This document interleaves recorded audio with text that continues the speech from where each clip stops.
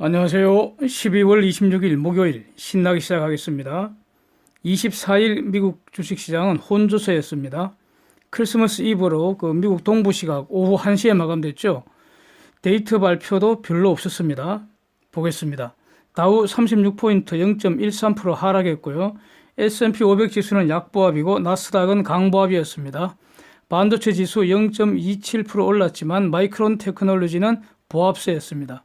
미 국채 수익률 소폭 하락하면서 10년물 1.903%입니다. 달러 지수 97.25로 올랐고요. 원달러 1160원으로 하락, 원엔 10.61로 하락, 위안달러도 6.98로 하락입니다. 유가는 러시아가 오펙 플러스와 동맹 강화하겠다 이렇게 발표한 영향으로 추가 상승해서요. WTI 61불, 브렌트 67불 선입니다. 아래에서 유가 관련 쟁점 정리하겠습니다. 데이터는요. 미국 레드북 소매 판매 지수 전년비 6.2% 비교적 크게 증가했고요.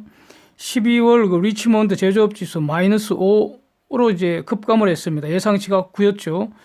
기준은 0입니다. 태국 11월 산업 생산 전년비 8.2% 감소입니다.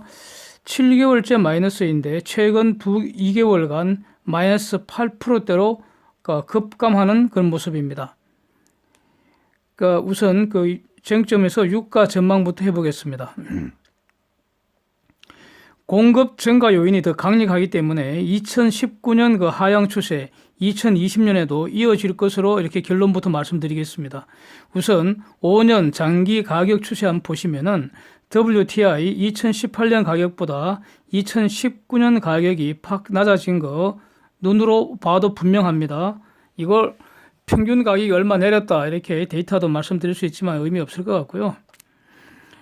오펙 플러스 장기간 감산 추세, 그 다음에 이란과 베네수엘라 기름이 제재 등으로 시장에서 사실상 사라졌는데도 불구하고 유가는 장기적으로 하향 추세임을 확인할 수 있다. 이게 중요하다고 봅니다. 또 천연가스는 일정 부분 기름의 대체제라고 할 수 있는데 이 천연가스 가격이 대략 5년 최저치 근방이고요.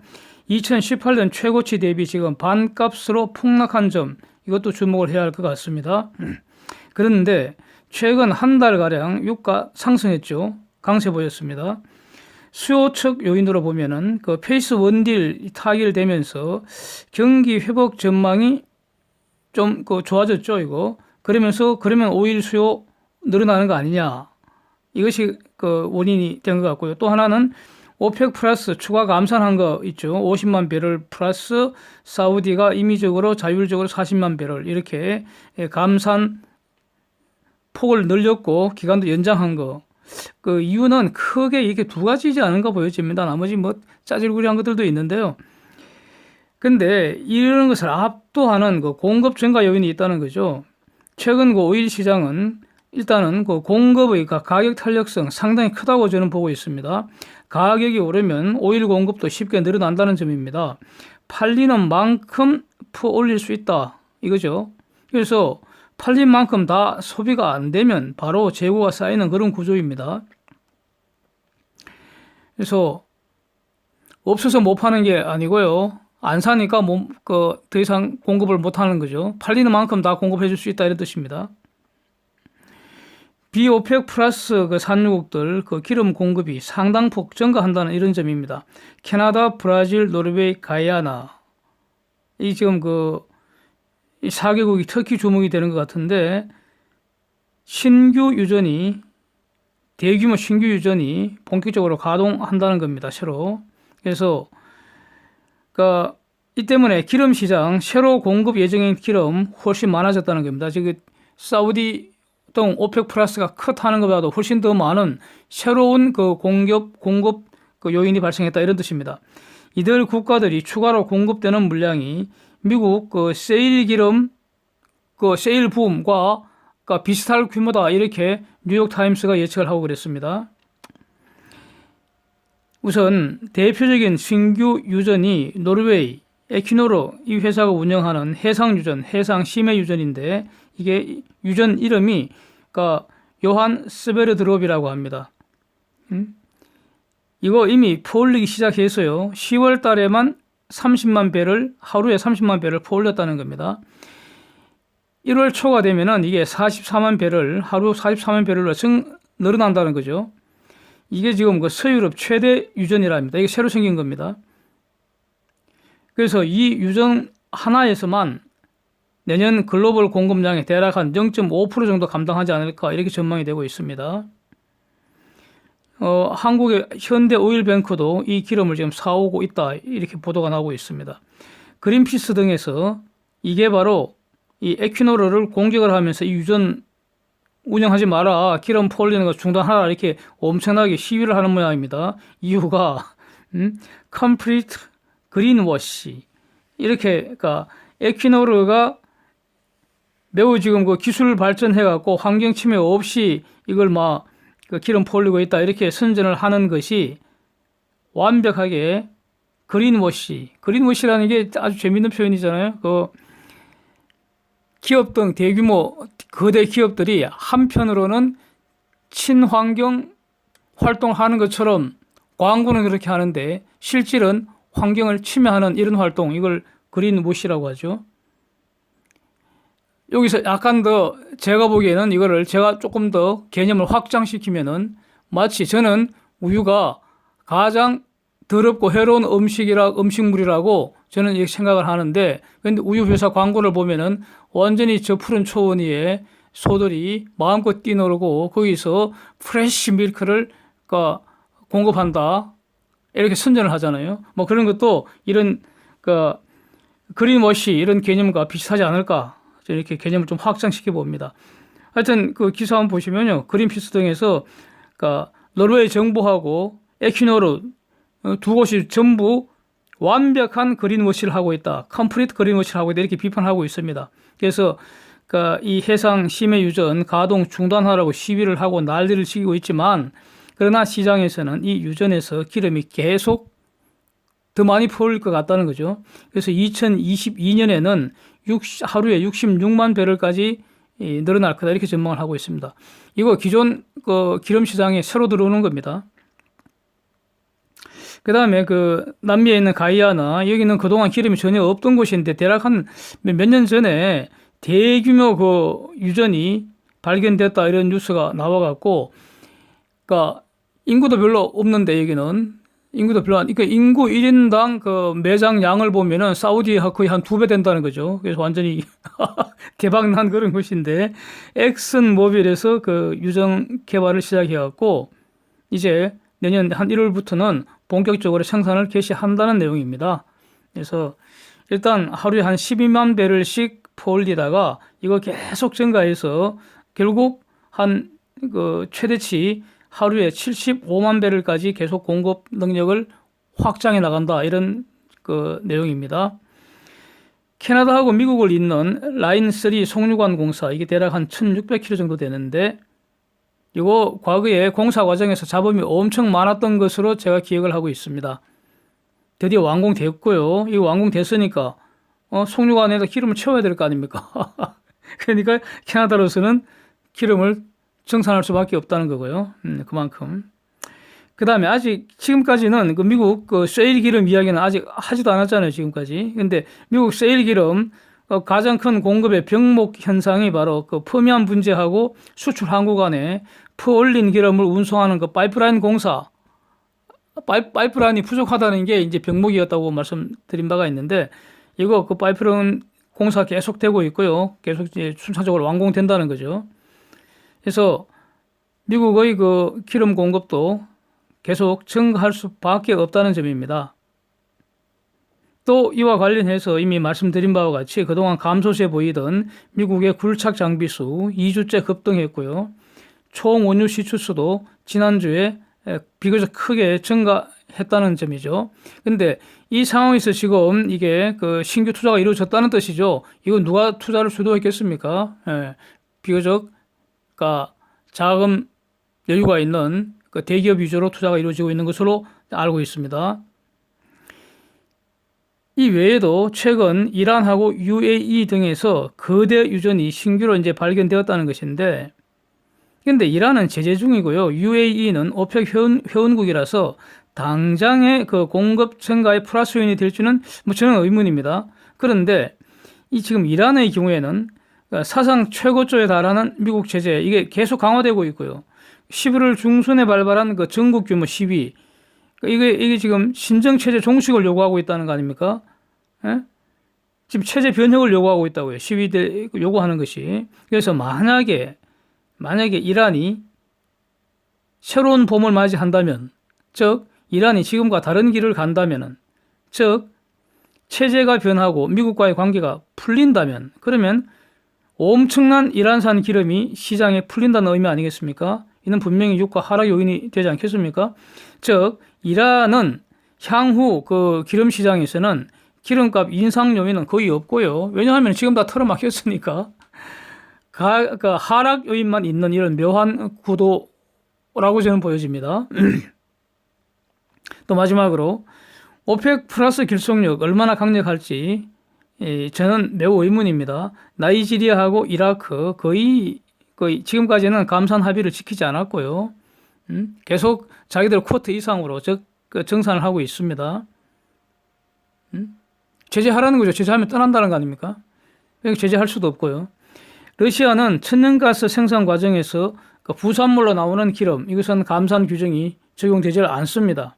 결국 감산 규정을 엄격히 시행할 국가는 오펙 중에서도 사우디 등 몇몇 나라에 불과하지 않을까 저는 이렇게 보고 있습니다.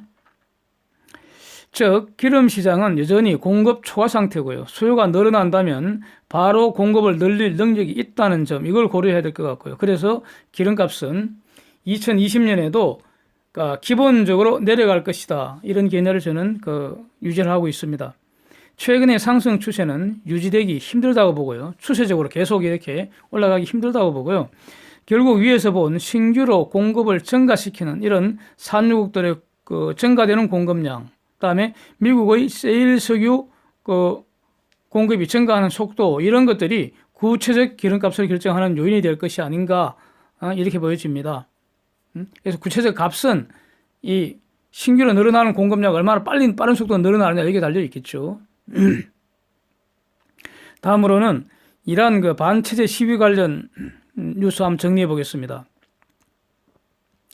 지금 이란 국내 뉴스는 이란 당국에 의해서 사전에 철저하게 검열되고 차단되고 통제되는 것 같습니다. 지난 11월 중순 이후 시위 관련 후속 뉴스 한동안 잠잠해졌잖아요. 제가 부지런히 찾아봤는데 없더라고요. 그런데 이제 로이터에 다시 좀 더 상세한 보도가 이어졌습니다. 이란 관리들이 제보를 한 것으로 이제 알려지고 있습니다. 그래서 로이터는 스페셜 리포트를 냈는데 당시 이란 당국이 발표한 시위대 숫자 전역에서 대략 20만 명이라고 이거는 이란 당국이 공식적으로 발표한 숫자고요. 사망자 숫자 이게 지금 로이터에서는 1,500명을 넘었다고 이번에 새로 보도를 했습니다.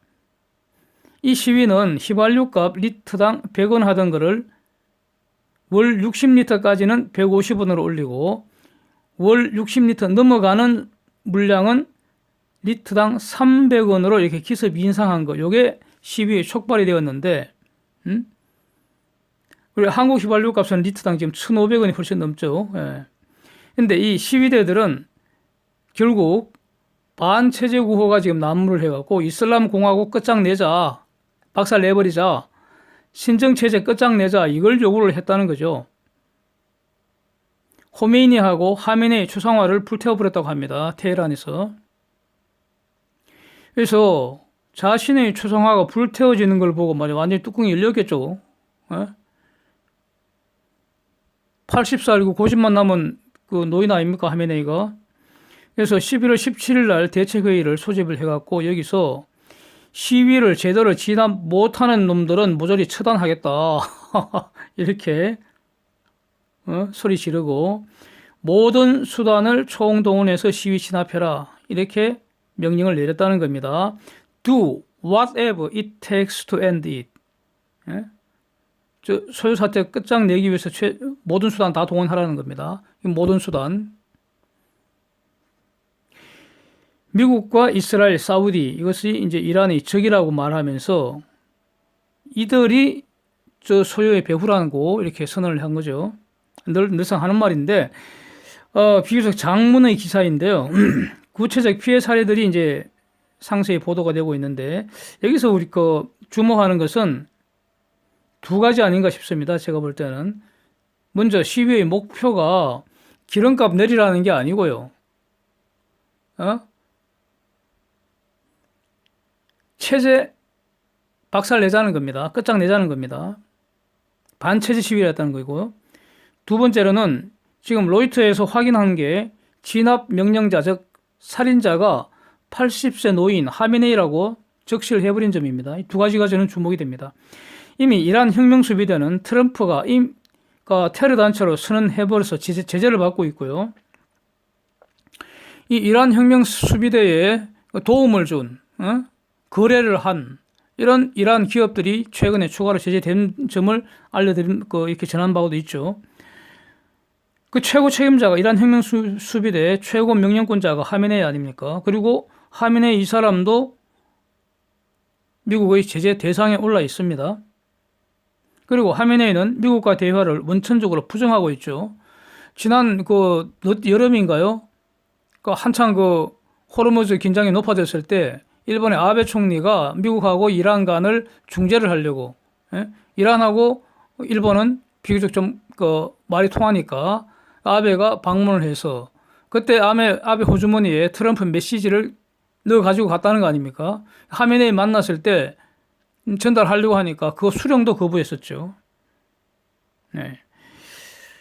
그래서 이란의 이 신정체제는 국정의 최고 결정권자가 하메네이이기 때문에 대통령은 그런데 로하니입니다. 이 로하니는 미국과 대화를 하자는 입장입니다. 대화파입니다. 말하자면 굳이 분류를 하자면.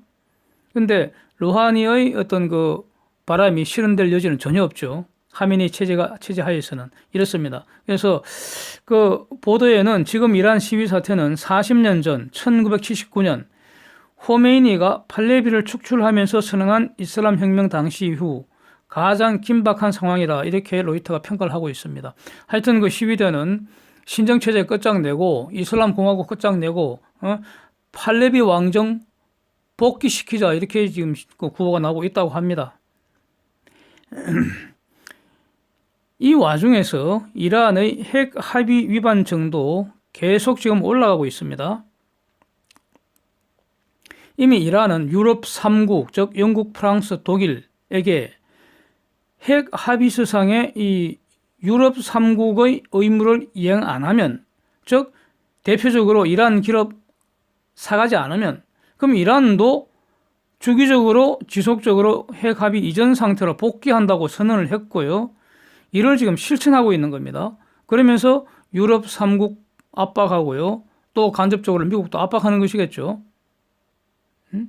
그래서 대화하려면 제재부터 풀어라. 이런 조건을 내걸고 있고, 하메네이는 아예 대화 자체를 부정해버리고 그런 상황입니다. 그래서 최근 나온 보도는 아라크 중수로, 이거는 2015년 핵 합의에 따라서 가동할 수 없는 곳인데 이 아라크 중수로를 가동을 선언을 해버렸습니다. 지금 가동하고 있다는 겁니다. 이곳에서는 플루토늄을 생산할 수가 있습니다. 그래서 이걸 미국 등이 좌시하지는 않겠죠. 그렇게 봅니다. 결국 이란 주위에는 다국적 연합군 포위 상태에 현실이 될 가능성 점점 높아지는 것 같고요. 이미 1,500명 사망에 수천 명이 지금 중상, 부상 입었고 7,000명 이상 구금된 이런 상태, 이 시위 사태가 힘으로 틀어막는다고 진정될지 매우 의문입니다. 책임자로 하메네이가 지금 적시가 되어버렸습니다. 이 사람은 테러 단체 수개로 선언되어 있고요. 미국의 제재 대상입니다. 그리고 미국은 지금도 테러와 전쟁 중입니다. 과연 이란이 세범을 맞이하는지 지금 매우 주목되는 그런 상황이라고 저는 생각이 됩니다. 주목해 보겠습니다. 팍스 비즈니스에 2020년 경제 전망 이런 기사가 나서요. 재미있게 봤습니다. 구체적인 숫자, 전망치 이런 거는 저는 원래부터 이런 데는 흥미가 없고요. 미국 사람들 사고방식, 이게 참 재미있고 흥미롭습니다. 이렇게 제가 한번 소개해 보겠습니다. 자, 미국 사람들 생각을 전개하는 방식이 이렇게 잘 나와 있는 것 같습니다. 내년 경제 전망을 하면서 대략 한 5가지 질문 전개하는 방식으로 진행을 합니다. 1번, Is my job secure? 내가 잘리지 않을까? 이거부터 이제 전망을 한다는 겁니다. 내 자리 안전할까? 이겁니다. 예. 경제가 아무리 좋아도 내 일자리 없어지면은 바로 지옥이잖아요. 그렇지 않습니까? 예. Is my job secure? 라는 제목으로 미국의 고용시장을 전망을 한 겁니다. 예. 두 번째, Will my pay go up? 이렇게 제목을 달았습니다. 그래서 내가 안 잘리고 내 자리 안전하게 지켜진다면 그 다음으로 궁금한 게 뭡니까? 연봉이 오를까? 이거 아닙니까? Will my pay go up? 이 말 아닙니까? 경제가 아무리 좋아져도 내 소득이 늘지 않으면 나는 상대적 거지가 되는 것이니까 우울하잖아요. 그럼 화병 나잖아요. 주위에는 다 연봉 오르는데 지 혼자 안 오르면 화병 나죠.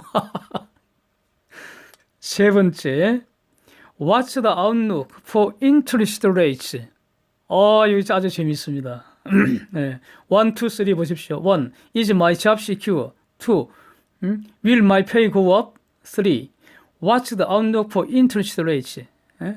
내 자리도 안전하고 연봉도 좀 올랐는데 이자가 더 오르면 실질 소득은 감소할 수도 있잖아요. 사실 전부 빚쟁이들 아닙니까? 그래서 세 번째 관심사가 이자 비용이 어찌 될까? 그래서 이자율 전망을 했다 이런 뜻입니다. 이자율 전망. 근데 이 1, 그러니까 노동시장, 고용시장 전망하고 2, 그러니까 임금 어떤 수준 전망하고 세 번째 금리 전망하고 이거는 늘상 우리 데이터 정리하고 할 때 살펴보는 것들입니다. 자, 여기까지가 전형적인 미국 사람들의 어떤 실용적인 생각 방식 아닐까 이렇게 해서 재미있었다는 겁니다. 4번, 5번은 좀 별로인데 하여튼 정리해 보겠습니다. 네 번째 질문이 Should I worry about trade war? 무역 전쟁이 내년에 나한테 근심거리가 될까? 이런 뜻입니다. 이렇게 나오는 것은 결국 이제 기사의 취지는 내년에 미중 무역 전쟁이 어떻게 진행될까? 이걸 이제 주제로 다룬 것인데 이걸 제목으로 이렇게 뽑았다는 겁니다. 왜냐하면 지금 미국의 중공에 대한 고율의 관세는 아직 사실상 그대로입니다. 2,500억 불에 25%, 1,200억 불에 대해서는 지금 15%잖아요. 그래서 페이스 1딜이 사인되고 나서 30일 지나야 이게 7.5%로 내려갈 뿐입니다. 지금 부과되고 있는 고율의 관세 사실상 달라지지 않는다 이런 겁니다. 그리고 실질적으로 연기되었던 엄청난 주제들, 쟁점들이 이제 페이스 2딜 이하에서 다시 본격적으로 테이블 위에 오른다. 이런 걸 지금 지적을 하고 있습니다. 다섯 번째, Is the economy headed toward recession? 과연 언제쯤 경기가 침체될까? 이거는 늘 지금 이렇게 왜 지금 리세션을 걱정을 합니까? 지금 리세션이 아니니까. 지금 경기가 좋잖아요. 지금 미국 경제는 분명히 좋아 보이는데 달도 차면 기우는 법이고 경기는 좋았다가 나빠지고 또 나빴다가 좋아지고 만약 지금 경기가 매우 나쁘다면 언제쯤 회복될까? 리커버리가 제목으로 올라오겠죠. 리세션이 제목으로 올라왔다는 것은 지금은 좋다는 뜻이죠. 네. 그래서 지금은 꽉 찬 달과 같은데 언제쯤 저 달이 기울까?